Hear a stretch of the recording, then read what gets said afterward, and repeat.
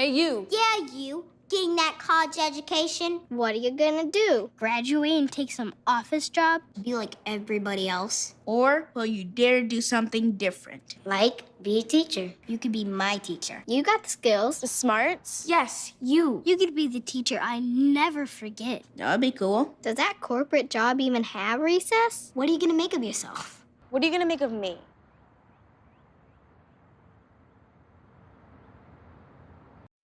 Your son wants to get a cat, but you're allergic. Do you A, prepare yourself,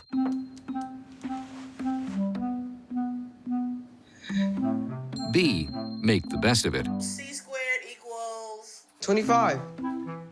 Good job. or C, find a loophole?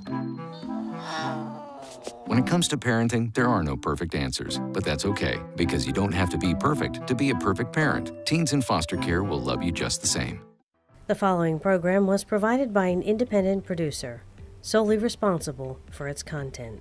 The views, information, or opinions expressed during this program series are solely those of the host and guests appearing on the program and do not necessarily represent those of this station, its staff, board of directors, or underwriters.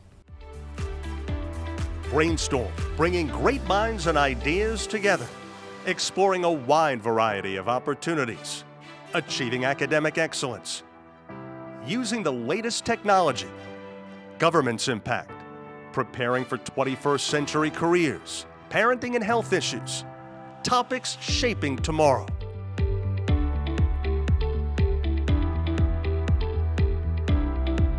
Brainstorm with Lisa Williver, bringing great minds and ideas together.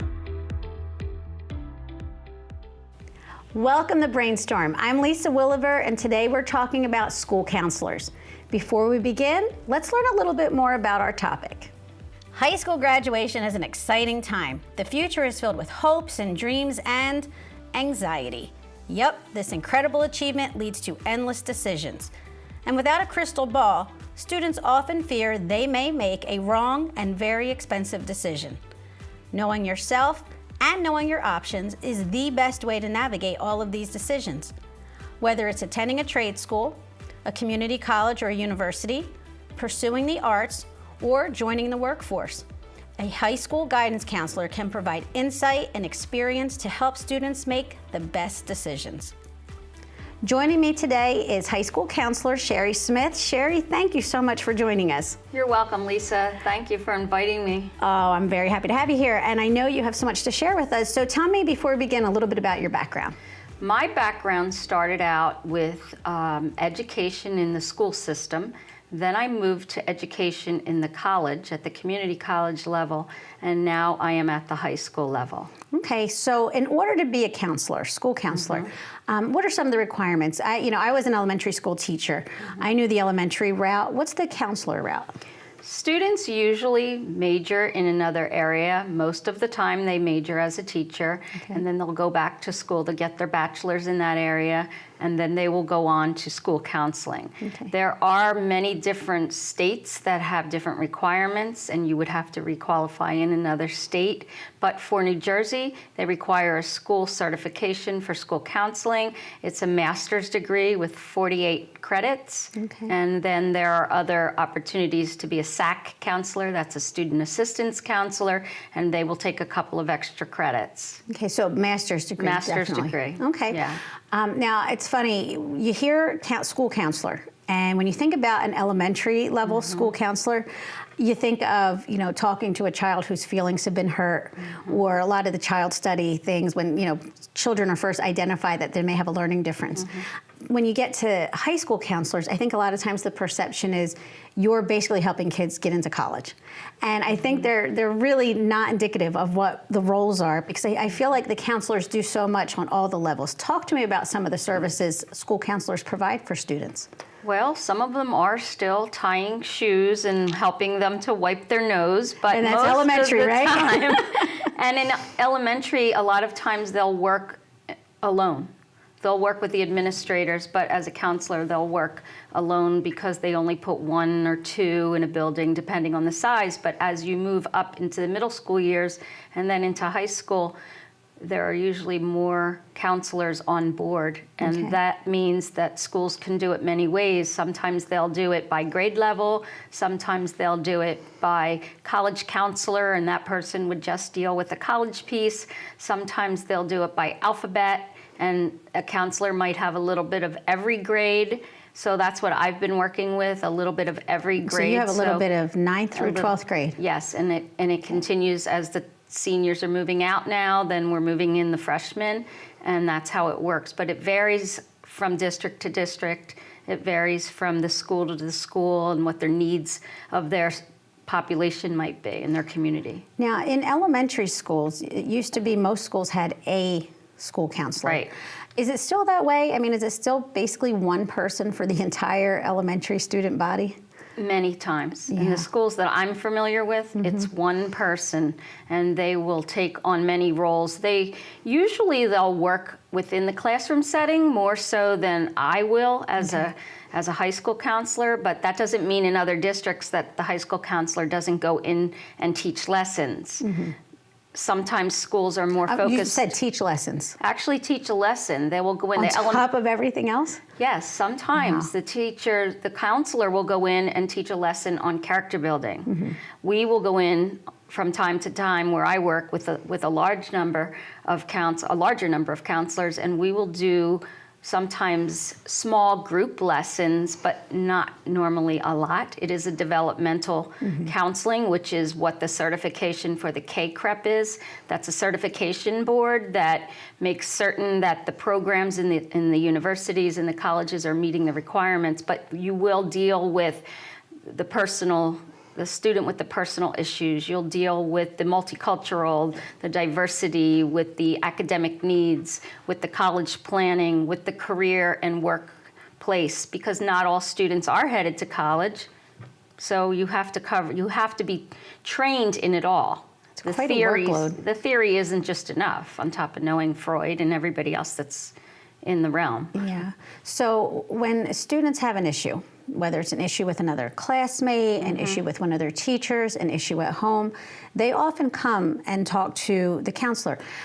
Do they see a counselor regularly, or do they, recommend them, refer them to somebody else in the school system? I mean, or do they lend a shoulder and an ear to these kids often on a regular basis? On a regular basis, we find ourselves dealing with the things that could go outside to a referral if the family and the student needs that. But many times a student is in my office because of stress or social problems, peer pressure, struggling with academics. We can help them academically, hook them up with tutors. So most counselors that I work with in the associations that I'm a part of work with everything from A to Z, and we work along the continuum. So therefore, if a student needs more resources, or we can't do something within the confines of our school day, we would definitely refer them out, specifically when it's something that's very difficult or tough or traumatic, or just helping them to adjust, because we can't light that fire, so to speak, in the daytime and then send them to class. Now, when they come to talk to a counselor, I'm sure it's a big step for a lot of students to muster up the courage and, walk up and knock on that door to say, I have a problem. I think for anybody, but especially a student, it's got to take a lot. Absolutely.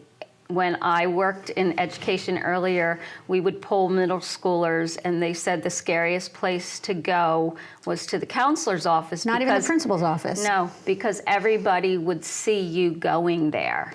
And that's the stigma. That's the stigma of you're in trouble if you go to the counselor. And we work very hard to change their thinking about that. So my 9th graders coming in, we really stress that. I like to reach out to them, most counselors do, so that they become a familiar face. So really improving that comfort level. Absolutely. We're determining what their needs are and meeting them at the middle school level, where they might have a few counselors. Yeah. But again, it's the stigma. It's where can we locate the counselor? So it's best to have an open door policy. And of course, after they're there for a while, and they struggle on their own, somebody will find their way or help them find their way to a counselor so that they can either get their academics. Sometimes it's, I can't fix my locker. So we're really, and then we'll You direct have a them. screwdriver on top And of everything else. Can you tell me where my bus comes in? I don't know where my bus is, but simple tasks from letter writing, which takes up a lot of time I would in imagine. many regards. Yeah. But sometimes counselors find themselves spending time with families and having to refer out in order to do some what you would think would be social work. They come to the counselor, and as districts continue to grow and the needs change, the counselors have to continue to see what needs need to be met, what's required. You know, I think you brought up such a great point. As districts grow, but not just the district growing, the needs. Absolutely. And the fact that we're hitting a point where we're recognizing as a society, collectively, that mental health issues are not something to be ashamed of, and that it's almost like mental health tune-ups are becoming a very popular thing because we don't want to wait till somebody's so distraught that they may hurt themselves or hurt other people. So, you know, what you're doing, reaching kids in middle school and freshman year, trying to get them comfortable and remove that stigma, I think is so valuable. But when kids come, are they concerned that if they tell you their deepest, darkest secret, that it may end up going back to their parents or to the principal or even the police, depending on what the secret is? Many are, and it's the confidentiality piece is important to them. Is there a confidentiality piece? There is a confidentiality piece. They can be in a counselor's office, and what they say can remain confidential unless they're going to harm themselves or another person. Of course, you do have latitude. We have a little latitude. Some counselors, the SAC counselors, for instance, What's a at least, SAC counselor? that's the student assistance counselor, and some districts have one per the whole building. district? Oh, Some per building. share. Some districts don't have the means for that. But that's an extra counselor. That's a certified counselor, qualified as a school counselor, or not, and then many of them go on for that after they get the counselor piece. But they have another level of confidentiality where they can keep issues more confidential than I would be able to. So if I know someone has to disclose something that I'm going to have to report, then they would want to seek out, or in any district, they would want to seek out the school counselor. Of course, we always try to work with the student to get the help they need. And we learn that from the time we set foot into the master's program, that your role is to assist the student, I believe, to find the strength that they can muster up within themselves and then talk to their families and get the help that, you know, is going to help them to heal. Students come with a lot of things today because of what you mentioned, our world. Yeah, and if you are working with a student, you know, is it advantageous to convince that student to, let's bring your parents in, you know, are you, like, as long as they're ready and they give you the permission, does it work better as a dynamic where the parents are involved, or do you find sometimes parents might be resistant because, you know, the newer generations are more open to, you know, taking care of your mind, body, and soul type of thing, where sometimes parents see that as the stigma. Or they see it as we're working on the academics. I think it varies from district to district, from city to city. Sometimes you have a problem with parents being overly involved, and sometimes you have a problem with not being able to get a hold of a parent. And that is what counselors face, and their training need to be experienced to handle. You have to be able to juggle any parent that comes down the pike, and it may vary within each district because parents are different. Parents are working, parents are absent, parents are involved. You know, the term helicopter parent exists, but so does the absentee parent if you look at parents that are missing from the home. You know what, we are going to come back and talk a little bit more about that. We're going to take a quick break, and we'll be back in a moment with some more Brainstorm.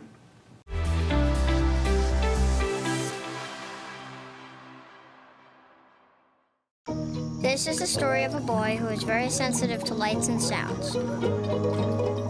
So he built secret hiding places where nothing could get in. The boy didn't like looking people in the eye. It made him feel uncomfortable. One day, he found out he had something called autism. his family got him help. And slowly, he learned how to live with it better. Early intervention can make a lifetime of difference. Learn the signs at autismspeaks.org. They told me a bottle couldn't dream. That I would never become a superhero.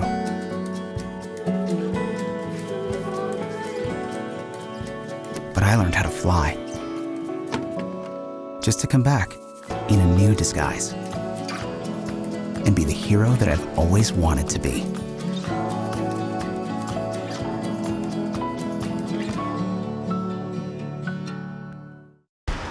Look at you. You're at the top of your game. You're unstoppable. Nothing can throw you off track. Wait, is that your car? Uh-oh. Yeah, I saw that coming. That will throw you off track.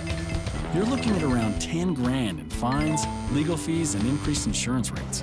Let's try this again. Smart move. Because buzz driving is drunk driving.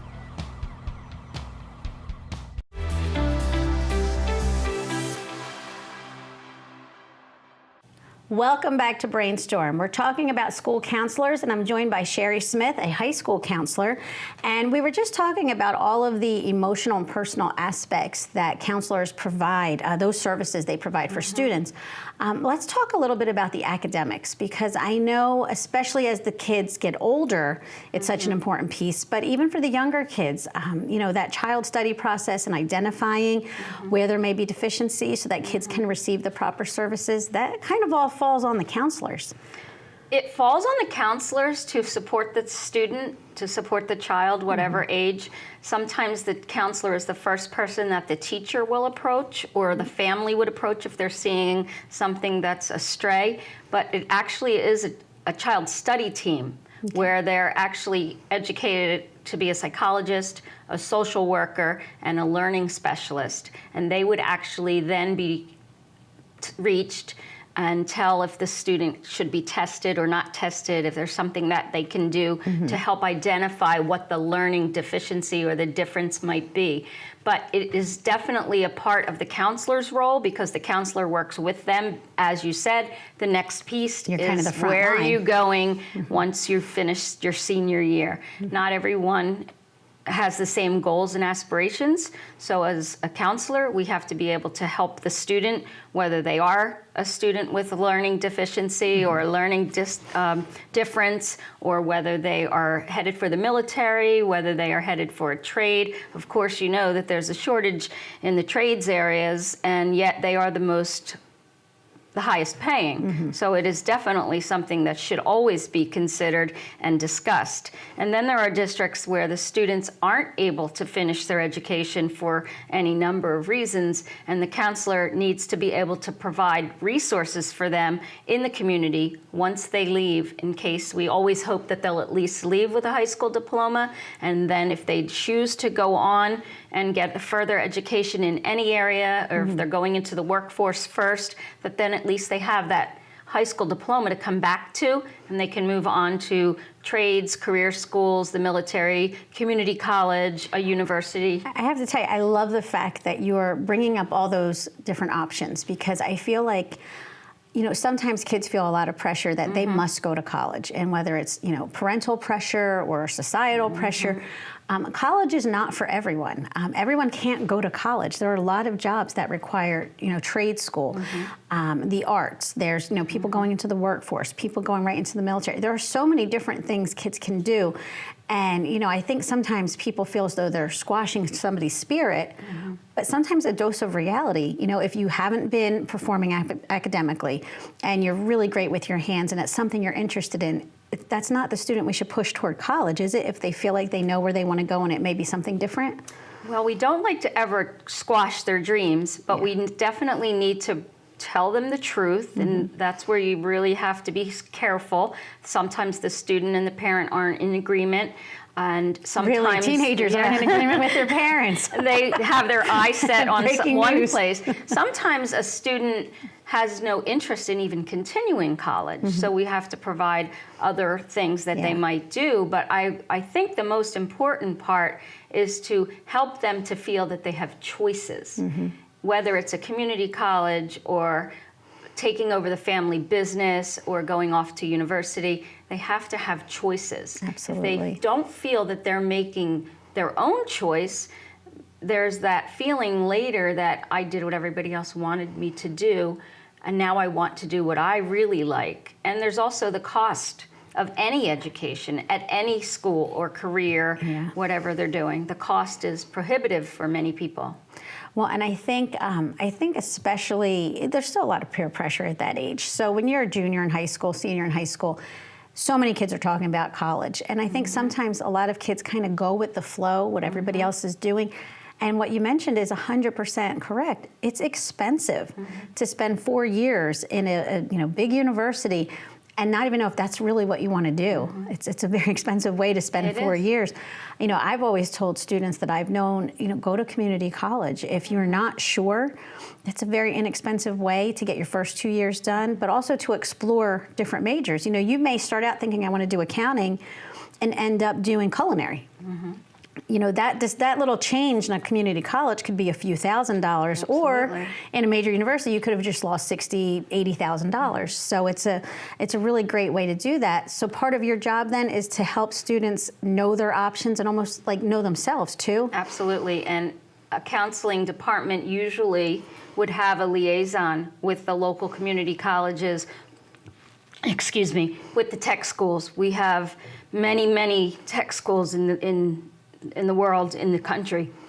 Students can go there and they can get a career and graduate high school with the tech school certificate, with the license if they wanted to do electrical work or construction, or even if they wanted to do maintenance. Well, you mentioned the trades, and the trades do have not only really great salaries, but there are shortages right now. And I think a lot of times we've devalued the trades when we put college on this pedestal. And then we had this enormous number of students entering college, and we had nobody looking at the trades, or it was often looked as where you put the kids who couldn't go to college. Right. Where to be an electrician, you've got to be smart, to be a plumber, to do all these different things. So I think, it almost seems to me like we're starting to realize that now. Maybe it was because of the recession, maybe because job opportunities in the market has changed. But I think kids are giving another look at some of these things. Are you noticing that? I am noticing that. Many internship programs for students are popping up while they're in high school. Really? Because the employers, after they graduate college, are seeing that they're lacking those soft skills that they would get from interaction in the real world. Talk about soft skills. Soft skills would be where I can talk to you and know how to stand properly, look you in the eye, greet you, be able to interact with a team. Many people are caught behind a computer and they're using gaming, and they really lack the opportunity, not that they would not be able to do it, but it's not done for them. Or unfortunately, in many cases, the student doesn't have the opportunity to do those things because there might be a parent that's doing those things for them, teaching them to self-advocate, teaching them to fail, or allowing them to fail, not teaching them, but if they have difficulty, not making it comfortable. So when an employer gets a person who shows up late for school, or late for work, but they're used to being late for school, it can be a problem. So the internships are a great way for students, and not waiting until they leave the high school. I also think even part-time jobs, I've always had, my children have always worked through high school. And I think they get into the workforce with adults, in grocery stores, restaurants, and it brings them up to a different level of, like you said, those soft skills, interaction, eye contact, responsibility, punctuality. They don't want to be late to work. Like they won't feel great if they're late. So I think those things are also important. Talk to me about the gap year. I know a lot of times parents do not want to hear gap year, but it could be sometimes from a maturity level or just not knowing what you want to do. It could be one of the smartest things a student does. In my time working, I've had many students take gap years. And we should explain that's where you don't go directly. Yes, students will graduate high school. In some cases, they will apply to a college or university and accept at that college or university and then defer it for a year and go off. I had one student that traveled through Europe. I had another student that did a backpacking for a year. And that was allowing that student to finally have some life experiences that they were not able to have because of the time and the commitment to their education and their academics. And it's expensive to jump right into college, so many times students will take a gap year and they will save money or travel to another state and see if they wanted to go to college there. Gap years can be very, very useful because it allows the same thing as that internship does. It allows them direct interaction to see if it's what they like to do or what they don't like to do. The best lesson is experience. If you decide to do volunteer work at a save organization for animals and it's awful, that's a good experience because it taught you something about yourself, and students need to do that. And they need to be encouraged to learn from all the experiences, the failures, the successes, and the things kind of in between. I think it's good to let them know you're still learning something from it, even if it doesn't go the way you planned, because life doesn't normally do that. And we can't allow that. I don't feel that we're doing them any justice if we let them go out into the world thinking that it's going to be easy and peaches and cream and someone's going to call the principal or the teacher when you're you're in a little bit of shock. Right. Now, are you ready to play Brainstorm? I absolutely am. Okay, so we are going to, in the tradition of brainstorming, go over 8 ideas. If it's good, we keep it. If it's not, you get to make a basket. You ball it up and throw it out. Okay. All right. Sounds like a plan. Idea number 1, guidance counselors help students plan for their futures. That's a great idea. Okay, that's we a need good to one. keep that. Counselors only focus on academic issues. That's a terrible thing because they go hand in hand. I hope I'm good at this. No backboard, I was so don't never worry an about athlete. It. Well, look at that. Look at you. Number 3, a counselor can provide valuable information for students and parents. Absolutely. We need to work together. If you can't afford college tuition, you can't go. That is terrible because there are so many programs that can help the student. Very good. We should take advantage of it. Number 5, parents and counselors alone should plan a student's future. Absolutely not. That's exactly what you just said. They need to be involved. To have some say. Good job. A counselor will discuss your private issues in the teacher's room. Absolutely not. Confidential. Love that. Sorry. Didn't see that. Number 7, counselors can offer options that students weren't aware existed. Absolutely. And I think that is important. I mean, if I thought of one word to describe counselor, it would be resources. You know, you are just a plethora of resources. Well, we're continuing to attend workshops, college visits, professional developments. Yeah, it never ends, does it? Visiting other schools. It never ends. Last one, counselors want every student to attend college. No. All right, you can redeem that last shot right here. Let's see, pink is my color. There you go. Okay, well, listen, you have provided such amazing information. I know my viewers all over the country will appreciate it. Students also will. So thank you so much for taking time out of your busy counseling schedule. And we will see you next time on the next episode of Brainstorm.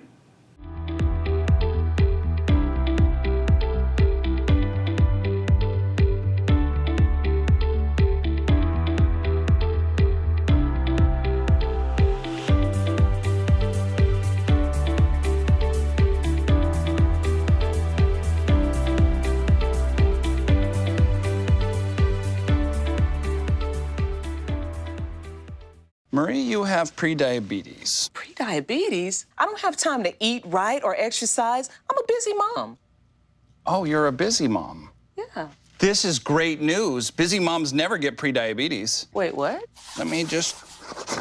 Yeah, this is all the people at risk for prediabetes, and way over here, busy moms. No?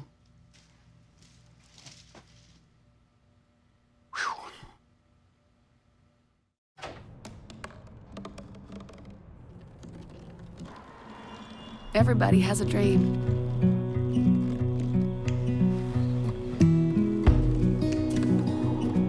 Mine was to see the ocean. And with a little help, I made it.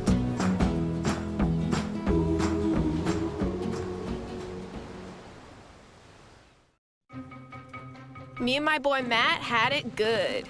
He had catnip that was off the hook. But one day, he brings a girl home, and she's allergic to cats. Every sneeze was a nail in my coffin. Now I'm in a shelter. It's decent, but they don't even have Wi-Fi.